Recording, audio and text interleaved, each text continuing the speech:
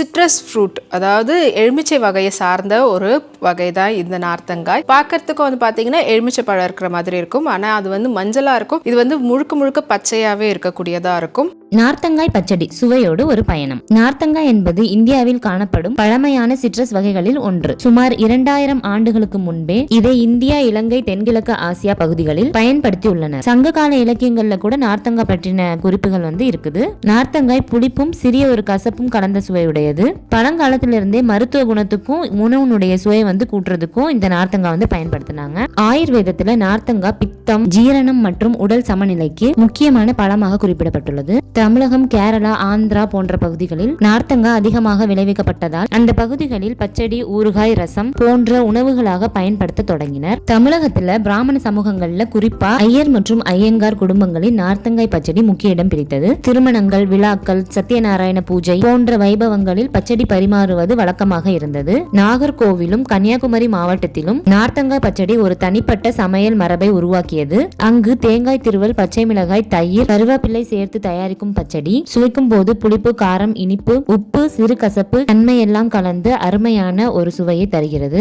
ஆயுர்வேத மற்றும் சித்த மருத்துவம். பழைய சித்த மற்றும் ஆயுர்வேத நூல்களில் நார்த்தங்காய் ஜீரணத்தை மேம்படுத்தும், வயிற்று காற்றை குறைக்கும், உணவு விருப்பத்தை அதிகரிக்கும் என்று குறிப்பிடப்பட்டுள்ளது. இதனால் உணவோடு சேர்த்து பச்சடி சாப்பிடுவது ஆரோக்கியத்துக்கும் உகந்ததாக கருதப்படுது. இந்த நார்த்தங்காய் பச்சடி பண்றதுக்கு ஒரு ஃப்ரெஷ்ஷான நார்த்தங்காய் வந்து மரத்துல இருந்து பறிச்சு எடுத்திருக்கேன். இதுல இருக்க சீட்ஸ் எல்லாம் எடுத்துட்டு இதை வந்து பொடி பொடியா கட் பண்ணி எடுத்துக்கலாம். அடுத்து ஒரு வானிலையில எண்ணெய் ஊத்திருக்கேன், நல்லெண்ணெய் சேர்த்திருக்கேன். நல்லெண்ணெய் சூடானதுக்கு அப்புறம் 1 டீஸ்பூன் போல கடுகு சேர்த்திருக்கேன். கடுகு வெடிச்சதுக்கு அப்புறமா ஒரு கை நிறைய கருவேப்பிலை சேர்த்திருக்கேன். அதுக்கப்புறம் காரத்துக்கு ஏற்ற மாதிரி காஞ்ச மிளகாய் சேர்த்துக்கலாம். நான் வந்து 2 காஞ்ச மிளகாய் சேர்த்திருக்கேன். ஒரு வெங்காயத்தை வந்து பொடி பொடியாக நறுக்கி சேர்த்திருக்கேன். நீங்கள் இதில் சின்ன வெங்காயம் ஆட் பண்ணீங்க அப்படின்னா இன்னுமே டேஸ்ட்டாக இருக்கும். நான் பெரிய வெங்காயம் தான் யூஸ் பண்ணியிருக்கேன். இந்த வெங்காயம் நல்லா வதங்கி நல்ல கோல்டன் கலரில் ஆனதுக்கு அப்புறமா வந்து இடிச்சு வச்சிருக்க பூண்டு, அதே மாதிரி இடிச்சு வச்சிருக்க இஞ்சி சேர்த்துக்கலாம்.